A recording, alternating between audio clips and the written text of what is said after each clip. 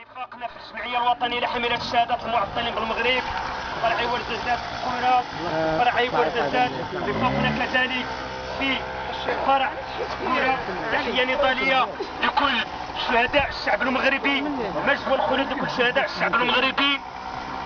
وصلتنا في هذا الزمن النور زمن الارتدادات والانكسارات. تحيه كذلك لكل شهداء حركه 20 فبراير، حركه الشعب المغربي.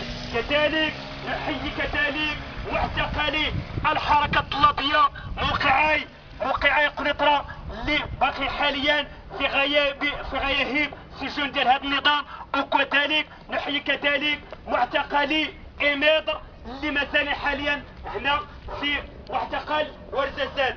نحييكم عاليا ونشد على ايديكم بحراره. بطبيعه الحال اعتقال سياسي من خلال تحليل النظري ديال اللي حاول ما امكن احد الرفاق احد معتقل السياسي سابقا انه حاول ما امكن انه يعطي واحد التوطئه اعتقال سياسي اللي هو من خلال اللي هو قضيه طبقيه اللي هو تتمارس من خلال طبيعه النظام، من خلال طبيعه وسائل علاقات الانتاج اللي كاينه، لان التحالف الطبقي المسيطر اللي تحاول ما امكن ان كل نقد ديالو من خلال حركيته من خلال نضاله الطبقي تحاول ما امكن انه يمارس العنف الطبقي ديالو من خلال مجموعه من الممارسات الاولى اللي هي في الاول يحاول الاحتواء ديال اي حركه في البلد، يحاول الاحتواء في الثاني كذلك يحاول القمع في المراحل الاخرى، يحاول اعتقال مناضلي اي حركه وفي الاخير يحاول ما حاول من خلال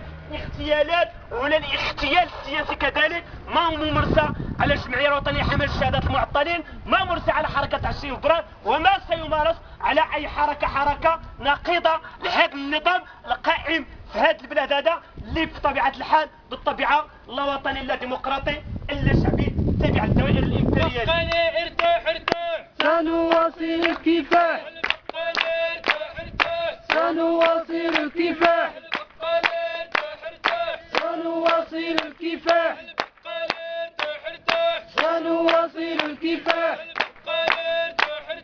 سنواصل الكفاح سنواصل الكفاح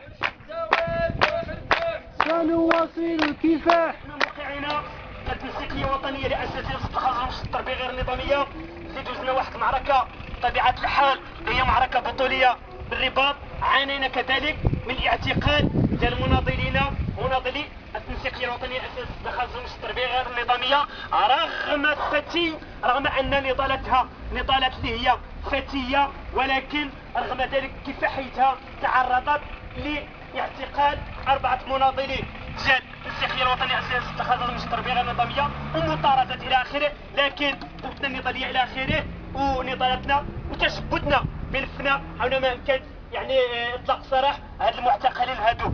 لا يفوتنا طبيعه الحال كل تضامن مع الجمعيه الوطنيه لحمايه الشهادات المعطلين بالمغرب، سواء معتقليها سواء ملفاتها المطلبيه، لان في نهايه المطاف نحن ابناء الجمعيه الوطنيه لحمايه الشهادات المعطلين، نحن ابناء الجمعيه الوطنيه لحمايه الشهادات المعطلين. كذلك لن ننسى كابناء هذه المنطقه هذه الفاجعه اللي وقعت بطبيعه الحال يعني في تشكا اللي هي جريمه نكراء في حق الشعب المغربي اللي هاد الوزراء وهاد الحياه تخرجوا لنا يعني في التلفازه في الابواب ديال هذا النظام هذا وتحمل المسؤوليه للشوفور، تقول ان الشوفور ان كذا حال ان مجرمي هذا الوطن، لان هذه المنطقه هذه منطقه غنيه تتخذ منها 250 طن من النقره وتتخذ منها مناجم وقوى بشريه اللي خدامه يعني في هذه البلاد كلها. لكن